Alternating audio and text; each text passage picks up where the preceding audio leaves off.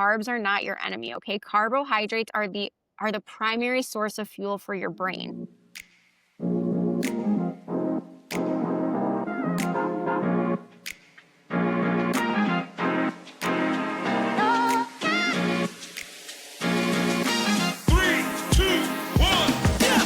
You're listening to Squeeze Limes, where truth stings, laughs heal, and nothing's off limits.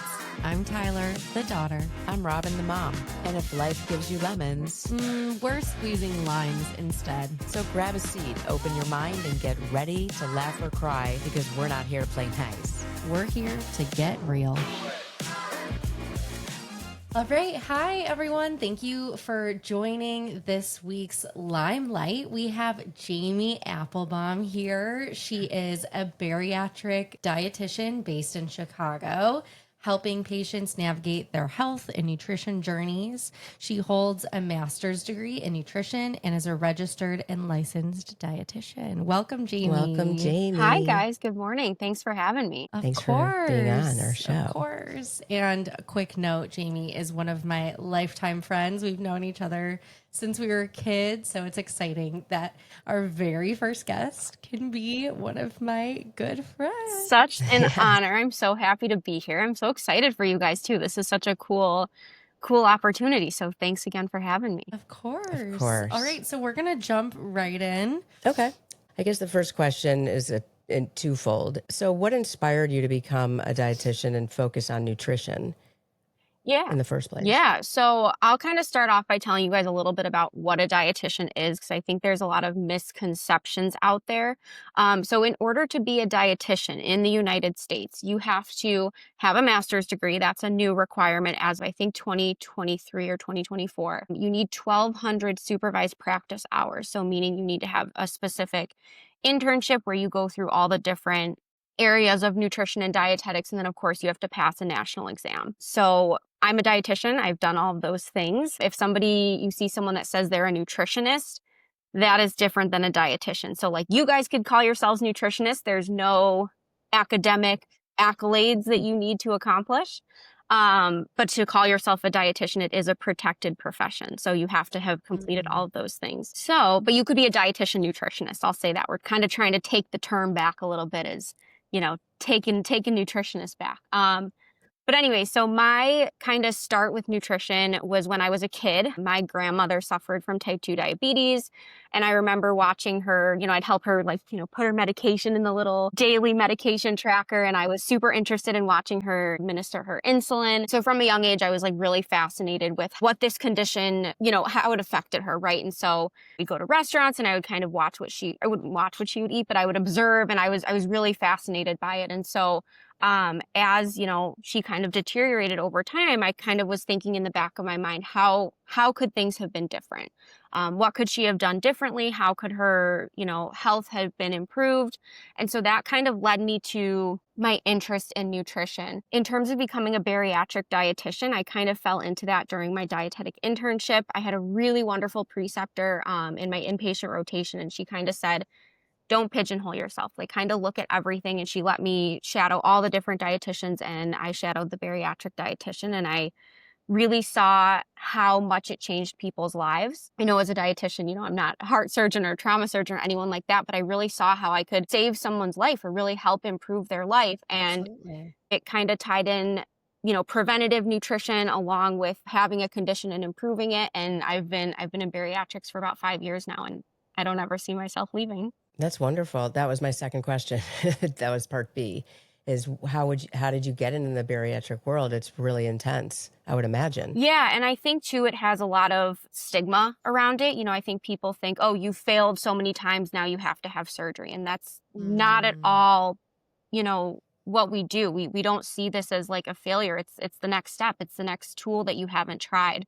And honestly, it's the most effective, it's in my opinion, and what I've seen. Can you define what that means? What is bariatric? Yeah, so bariatrics is surgical weight loss. And so there's a lot of different types of procedures that you can go through. The two most popular are the sleeve gastrectomy and the Roux-en-Y gastric bypass. And they're essentially just two different ways that they do the surgery, but the outcomes are the same. We're expecting weight loss, we're expecting improved outcomes. It's actually one of the ways you can cure diabetes, it's not a Yeah. true cure, right? But Mm. I mean, most of my patients eventually get off insulin and medications and things like Oh, that. wow. So You're shrinking the stomach, right? yeah, so you're actually like removing a portion of the stomach, like 70 to 80% of the stomach. And so you're improving health outcomes through metabolic hormones and metabolism, through obviously portion restriction, right? You can't fit as much into that stomach anymore. And all the foods are clearly different Yeah, you do have to and eat healthy. differently. You totally have to eat differently after surgery. So you meet with your patients before and after Yes. So I surgery? Okay. Yep, usually about 6 months before, and then, I try to keep patients on for about 2 years post-op and then longer if they'd like. It just depends on what they're looking for and how well they're doing and, however I can help them. That's wonderful. Thanks. That is wonderful. What is one nutrition myth you wish everyone would stop believing? That's a good one because there's a lot out there. There's more than one, There's way right? more than one. I would say I think that nutrition is all or nothing. I hear from my patients and from friends, "Oh, I cheated on my diet," or, "Oh, don't look at what I'm eating, like you would be mortified Oh. or you would judge me." I joke like I eat pizza all the time. You know what I mean? Like there's no bad food. And so I think there's a difference between diet and lifestyle. And so one of the things that Mm. I teach my patients and I truly believe in is lifestyle changes rather than a diet, right? A diet is something you're on short term. You're likely going to have short term effects, right? So like for example, we put our patients on a post-op diet. It's specific to healing. It's specific to making sure they Mm. can tolerate food. I don't expect them to be on pureed foods for the rest of their life. It's short term. And so when I talk about lifestyle changes, I want to talk about something that you can do long term that's sustainable, right? So completely eliminating carbs is not a sustainable diet, right? It's not something that you can do for life. You need carbs. Well, there's healthy carbs, I would imagine. Absolutely, there's healthy carbs. And so I think the myth that you have to eliminate something and the myth that, you have to eat very regimented, you don't have to do that Mm. to live a healthy lifestyle. You just don't. Absolutely. And I think that's so important too, because going through, I think first of all, being a woman and being so in the depths of your weight journey and what you look like and how you eat, I think going through that as a woman is so intense, Mhm. and going through weight fluctuations as a woman is so intense. It's so hard. So you think, especially when we were younger, that you need to go on a diet, or you need to go on a juice cleanse, and you need to do this and that to like look a certain way or feel a certain way. And obviously for me over the years, I've learned that it is a lifestyle, and I Mhm. completely agree with that. And it's so important for everyone to know and to really be able to understand, like, okay, if you need a quick fix, yeah, maybe a diet might help for like a month, maybe two. But then if you start going back to what your lifestyle was, If you go back to your original lifestyle, then what's the point? yes. I feel like the way that I grew up was diets never work. Don't go on a diet. Never start something on a Monday. As far as eating healthy, this was just how I was brought up. My mom lost 80 pounds, almost Mm. 100 pounds actually, when Wow. I was, I think, 15, and ended up running the New York Marathon. Like it was a Whoa. crazy midlife crisis time in her life. And she didn't go on a diet. She just ate healthy. She knew she planned it out. And it was a little bit caloric, but it was mostly really healthy foods. And I never saw that my first 15 years of life. Mhm. So it was amazing to watch and learn to see what works. So then the Atkins diet, a million diets came out, Weight Watchers or whatever, but everyone would lose and then everyone would put on then plus. Exactly. So I think my next question is like psychologically the patients that you have that are going for surgery and then after, this is completely a 180. And so they have to give up certain foods, I think forever, right? Or I'm not sure Yes. because of their stomach restriction. Yes and no. So first, I kind of want to just say as like a general term, I am one dietitian, right? And I don't, to your listeners, I don't know all of your specific medical conditions. So always Mm. consult your doctor. all of those For things, sure. right? In terms of really any bariatric patient in the United States, insurance will require a psychology evaluation for the reasons that you're talking about, right? Somebody might suffer from binge eating disorder, may have an undiagnosed eating disorder, may have a food addiction, right? And so those are patients, not that we don't want them to have surgery, but we want to make sure that they get specific help they need in order to then be successful. So I often tell my patients, when they're saying, oh, I'll do my diet after surgery, or, oh, it'll be fine after surgery. I say, but what's going to change when you get rolled out of the OR, right? Other than that physical change, what's changed up here? And so that's why we talk a lot Mhm. about lifestyle changes before surgery so that you can sustain them, right? So, like I said, we do have psychology evaluations. One of the things I also talk about with my patients is that this surgery is not supposed to ruin your life. One of the things that I preach, which is a little, I think people are surprised when they hear a bariatric dietitian preach all foods fit, right? And Mm. so are there foods that my patients should avoid to not have complications? Yeah, we tell them fried food maybe once or twice a month, sweets maybe once or twice a month. But if you use the air fryer every day, awesome. If you do sugar-free sweets to prevent diarrhea and things like that, totally go for it, because that in turn is going to prevent you from binging or overeating on those foods that you're not supposed to have more Right. than once or twice a month. So, yes, we want them to focus more on whole foods and things like that. But I say I'm like the realistic dietitian, right? I know there's going to be a birthday party. I know there's going to be a wedding. I know you're going to go on vacation, and I want you to enjoy those things while Mm. maintaining your goals and not suffering from complications. Yes, I like that. That's very Yeah, smart. absolutely. It's a I good will way to live. say it was a little alarming for me because you know me and I love my sweets. And when you said once or twice a month, I was like, oh, Yeah, that would be so hard to like get rid of, Hmm. a sugar. food group for like that. I have it like every day, if not multiple times a Right. day. And I hear that from my patients all the time. Like, I have a sweet tooth. What do you Yeah. expect me to do? And I clarify, once or twice a month is the regular sugar, right? The cakes, the cookies, the candies. But you can get like the little, like Quest protein, for example. They have Mm. cookies and cakes. Oh my God, they have all these low sugar protein sweets. You could have that every day, right? Because what I'm trying to prevent with them is complications like something called dumping syndrome. It's essentially like a Hmm. diarrhea, and it could last you all day. It's not ideal. So let's find a way for you to curb your sweet tooth, right? And then when you have your cousin, sister's, brother's birthday party, the next month, you could have the piece of regular cake and you could have that small portion, enjoy it, and it's not something you feel like you're being deprived of. And so again, that goes back to that lifestyle change. It's not eliminating a food group.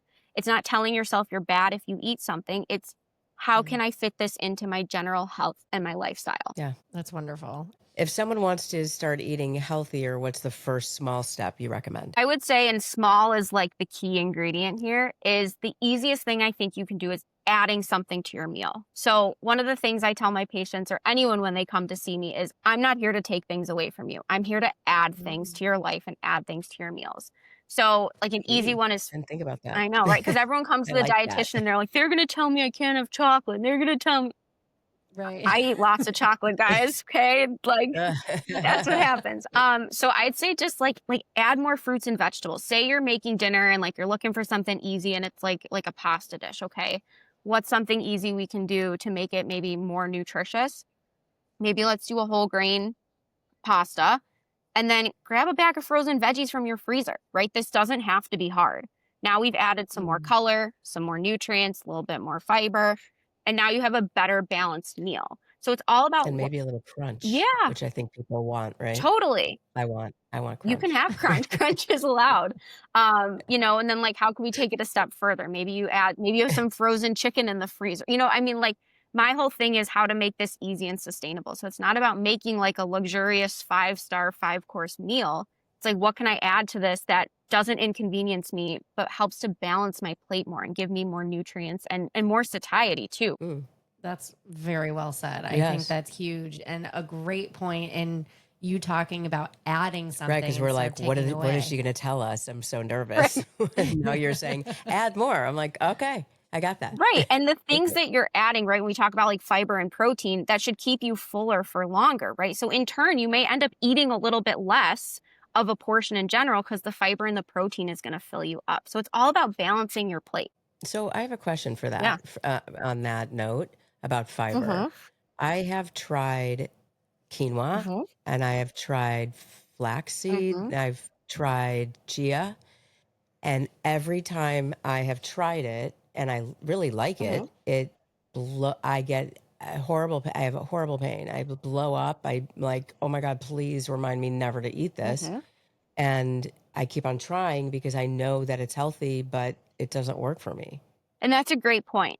You first and foremost, don't eat things you don't like. I tell my patients that all the time. Well, Don't eat yeah. things you don't like. But if you like those things, let's figure out how to incorporate them into your diet without feeling yucky.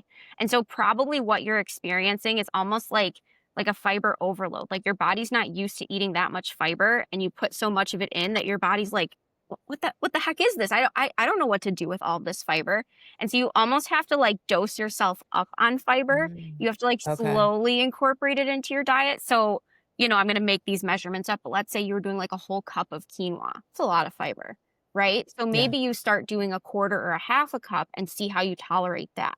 And then again, balancing your plate with other things. So that's an issue. When it comes with a bowl, I would imagine that's like half a cup. I'm not really sure, or even a, It just depends on where you're getting it from. You can like if you're going to say like Kava or Chipotle or whatever, you can ask them like what is the serving size of the spoon that you use or the ladle that you use. oh, interesting. Okay. Yeah, but usually again, it's like that bloating and that like excess that's a lot of fiber in your gut and your body, and your body's not used to Wow. Okay. I clearly need more. that. Right? Okay. Or Thank it's you for that answer. or it's like your body's just not used to it, right? You don't know your body just doesn't know what to do Because with all I'm of it. eating lots of foods with fiber, Mhm.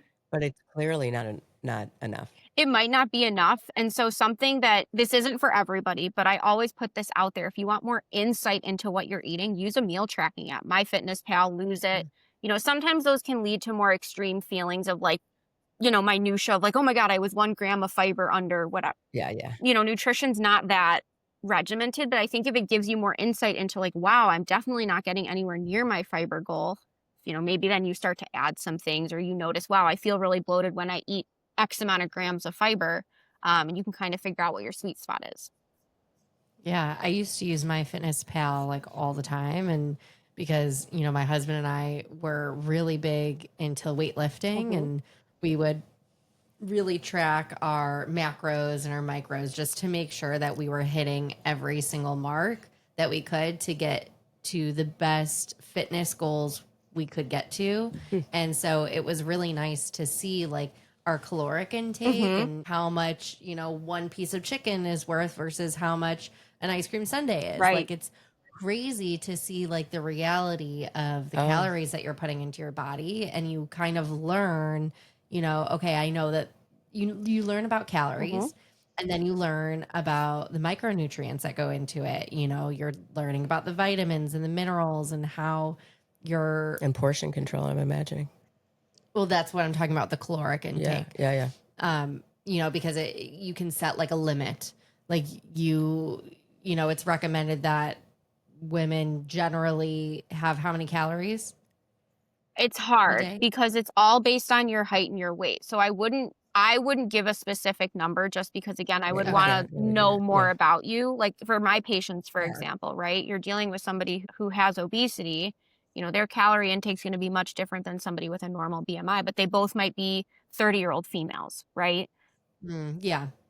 True. So, yeah, definitely your BMI is a huge Your age, factor. Mhm. everything. All of Exercise it. Yeah. So, levels for sure.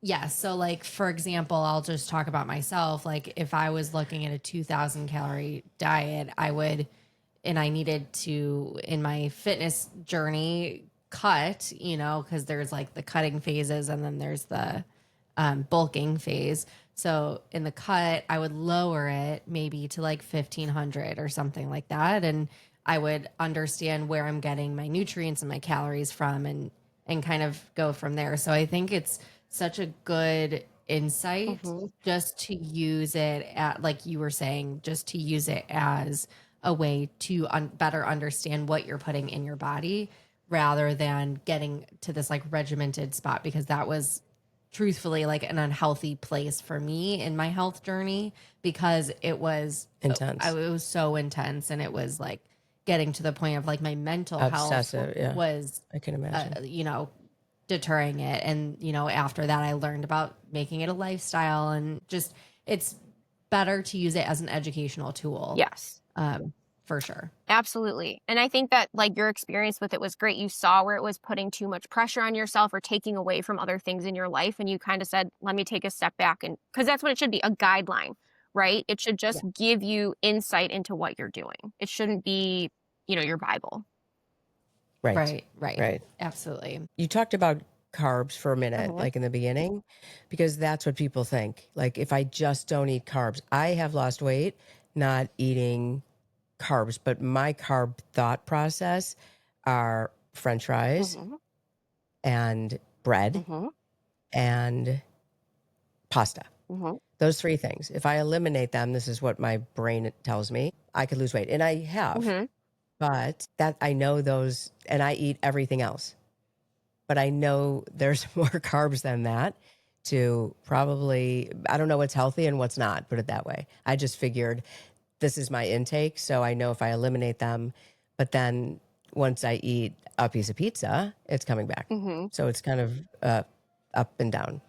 So carbs, first of all, are not the enemy. Like if anyone listening takes anything away from this today, carbs are not your enemy, okay? Carbohydrates are the primary source of fuel for your brain.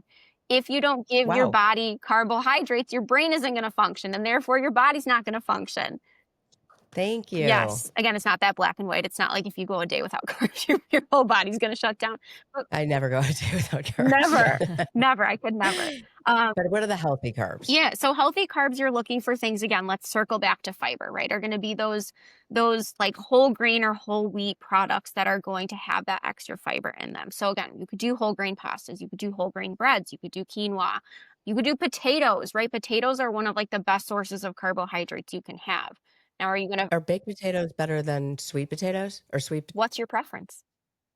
Both. But I always was told that sweet potatoes are healthier for you. So I think, again, this is where like people think nutrition is so cut and dry, right? Yeah. I think where this comes from is like sweet potatoes obviously are like orange, right? They're bright in color. So like they're probably going to have a little bit more nutrients than a baked potato or a regular potato. Does that mean one is better than the other? No, because if you hated sweet potatoes, I wouldn't sit here and say, you can't eat regular, you know what I mean? So it's all about variety. And again, there's no right or wrong food. I sometimes joke with my patients when they say, well, what shouldn't I eat? And I say, okay, well, I don't want you to log on and tell me you're eating a tub of lard per day, right? No, nobody's going to say that. But if you prefer regular potatoes over sweet potatoes, right, you're still getting some fiber, you're still getting some good nutrients. It's still part of a balanced diet and a balanced meal. 45 to 60% of your daily calories should come from carbohydrates. And I think where things like keto and all those fad diets come into play, it's this idea, again, of elimination. I have to get rid of something.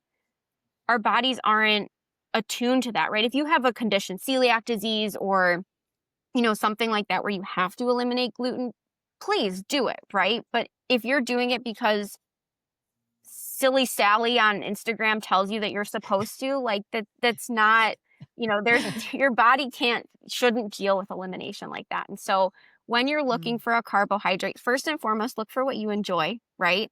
You're never feel like you have to eat something you don't like. Try to make it whole grain or fibrous when you can.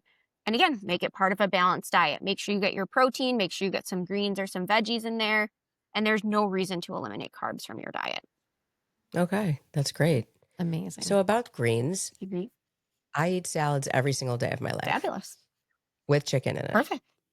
Or salmon. But is that okay? Is that too much? No. Again, it could never get too much, right? You can, too much of a good thing isn't always a good thing, right? But it's not like too much sugar. It's like lettuce, right? Or spinach. And it's all about balance, right? So I would say it would become something to be mindful of if you guys say, I don't know, go on vacation, and all of a sudden you're like, well, I can't eat what's here because I have to have a salad. Nutrition shouldn't impact your life like that. Go on vacation, have a good time, eat the foods that you enjoy. Oh, I like it, actually. I love salads. Then that's great, right? So it's not saying, as long as it's not impacting the joys in your life, go for it. Oh, no. But is eating a salad every day bad for you? No, I would say make sure you're getting variety. Like you said, some days you do chicken, some days you do salmon, maybe you do different toppings every couple days. Again, it's all about variety and all about balance. But is there fiber in anything I'm eating in that salad? Absolutely. Lettuce, greens, Yeah. whatever you put on there, broccoli, bell peppers. I mean, I could list things on and on and on and on. Okay. Okay. Vegetables are going to have fiber in them, right? So a salad is going to be a super fibrous meal, which is great. You're getting some protein in there. Likely the dressing you're using is going to have a little bit of health. No No dressing? dressing. Okay. What about avocado? You put avocado, cheese, nuts, anything like that? Yes, yes, yes, Perfect. There's your yes. healthy fats. You're done. Easy. Okay. I'm healthier than I Yeah. thought. And again, health isn't like a one size fits all, right? Health looks different for everyone. Again, if someone said they hated salads, I would not tell them to eat a salad every day. Right. Exactly. That's me. And you I don't People have get eat mad to. at me for salads. eating salads. Literally, people in my family. But if you like it, Like a salad again? it's your thing. It's not all or nothing, right? There's so many ways to be healthy. There's so many ways to improve your health that, just because you see one person doing something doesn't mean that's going to work for you. We look at your nutrition based months, weeks, years long, right? So one food, one choice, one day, one meal is not going to impact your health overall, right? So go have fun with the fam and eat the French fries and enjoy. And then the next day you're back on track, right? And it's not even Right, getting off track, but it's just knowing that that one choice is not going to impact your health journey. And so being right, gentle right, on yourself, you're human, and life and food should not be about restriction. It should be about enjoyment. And so, that again, that's something I preach to my patients. If you're at a birthday party, it's okay. You can have a little bit of cake. The world won't end. But right, what are you doing the rest of the week? And what does the rest of your day look like? And again, it's all about balance. right, right.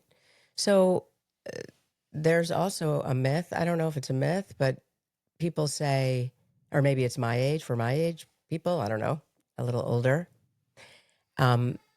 It would be start your breakfast with savory and not sweet.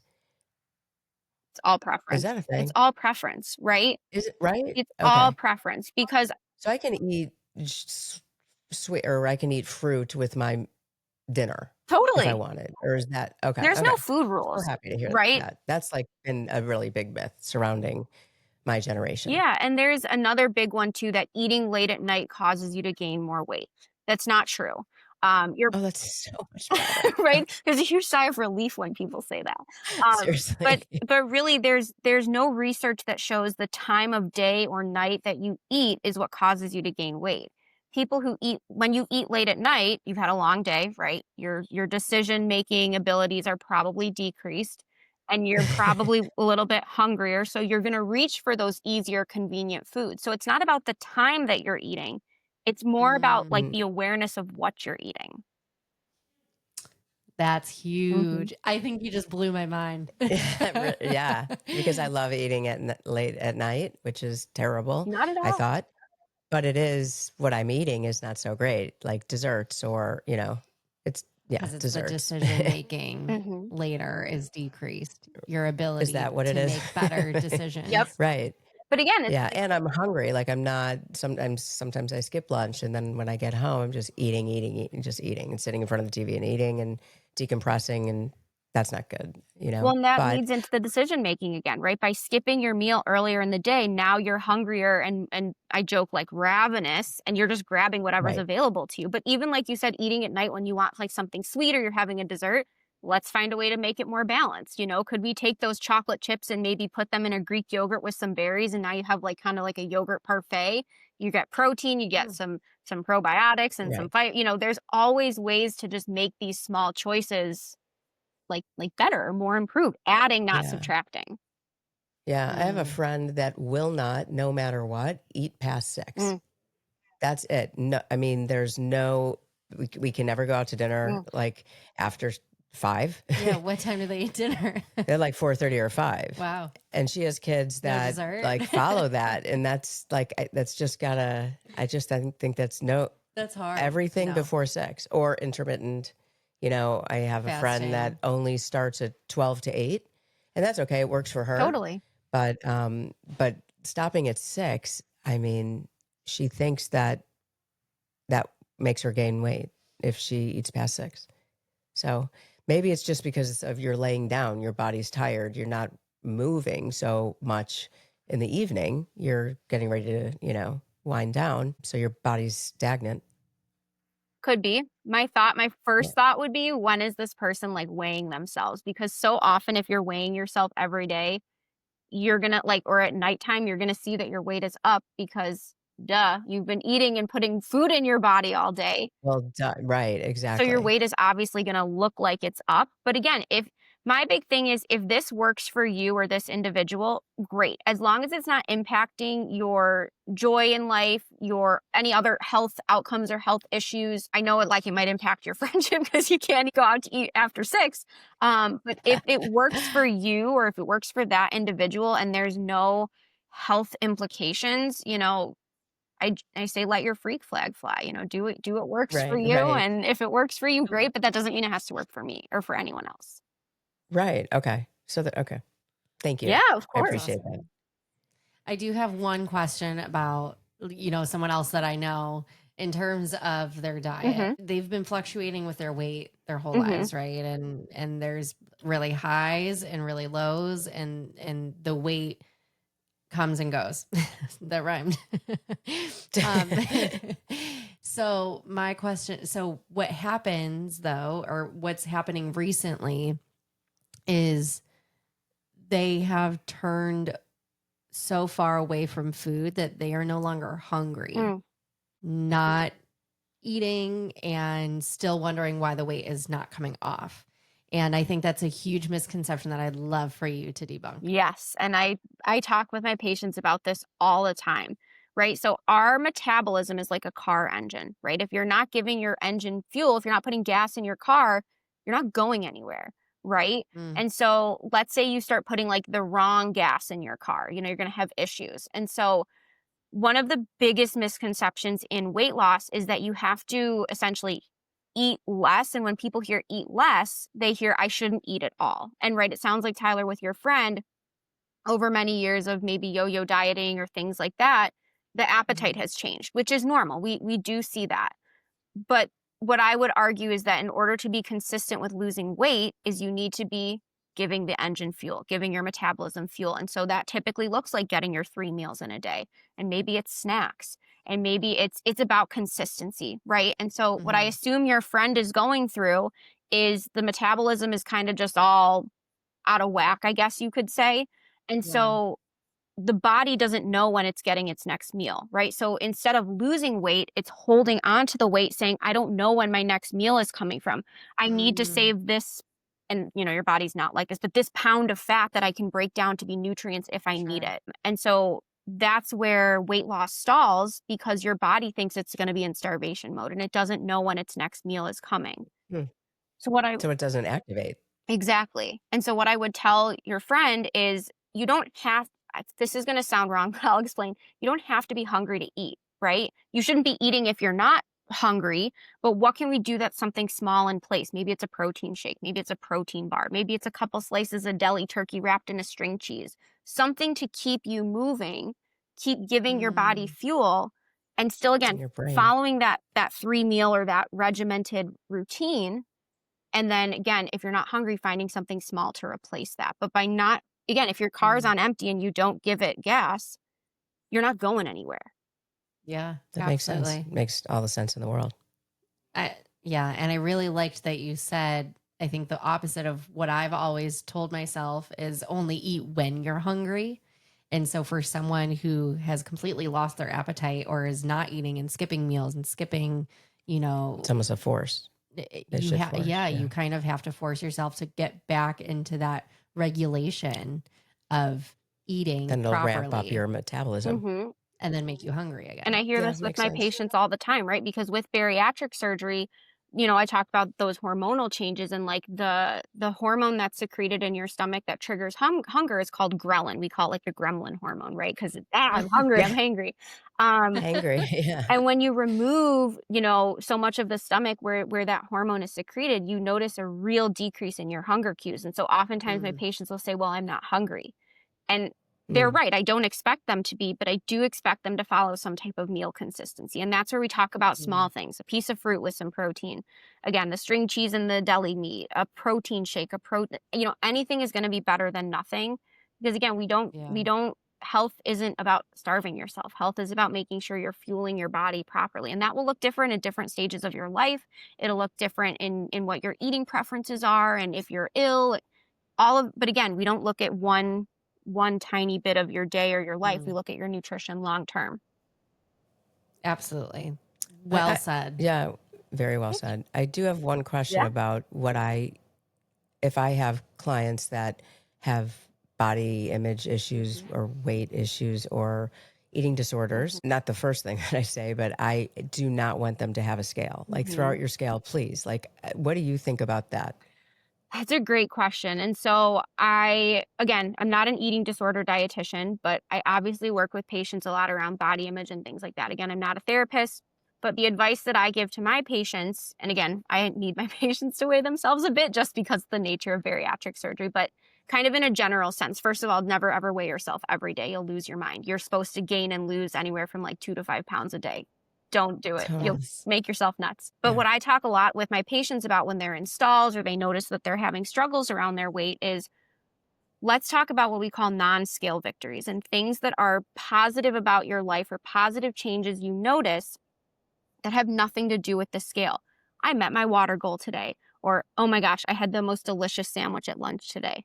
My sweater was a bright green and it was beautiful and I love it. And I tell patients, write these things down, put them on sticky notes and put them on your mirror or put them in a notebook or write them on your phone. Or these things matter so much more than what the number on the scale says. And so I kind of try to shift their focus into what's something positive that doesn't have to do with the scale. And we also reflect on where they've been in the past, right? Maybe in the past they were going through the drive-through every day and now they make their 3 meals at home, So just small things that don't have to do with the scale, but have improved your lifestyle or improved who you are as a person in the last 6 months. Makes you happy, right? Exactly. And Yes. it could be as silly as like, dang, I looked good today. Or like, I got Exactly. up in a good mood, or it could be anything. Right.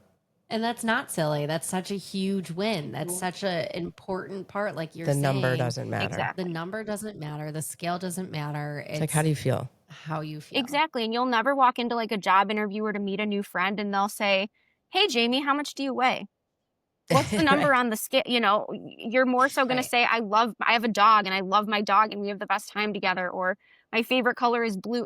There's so much more to you Right. as a person than just what the number on the scale is. Absolutely. Yes, absolutely. And I've seen something around social media or something that was going around social media that was like, no one at your funeral is going to say how much you weighed or how much you lost or how much you gained. Everyone's going to say who you were as a person Exactly. and how you impacted them and the world around you. And so I think that's so important when you're looking at your health and you're looking at, your weight and the foods that you eat, but then stepping past that and beyond that, to make it a well-rounded lifestyle so you can be the best version of yourself, be this impactful version that's going to, change someone's life in some way, small or big. And your own. And you're exactly. So, And these I think people that that's- you work with are changing their lives Totally. in a big way. And they should be proud and not focus on that. Right. For sure. And we talk a lot about that. And I joke that I'm like the post-op queen at my job. Like I take on a lot of the Oh, post-op good. patients because I am really passionate about this stuff. 5 to 10% of weight loss impacts your health outcomes significantly. So I always tell patients, it's not always about reaching your goal weight, right? What does that number mean?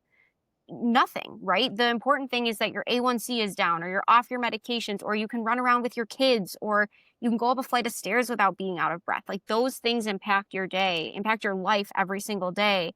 Whereas like the scale is just a number. It doesn't mean anything. Right. That's huge. Love that.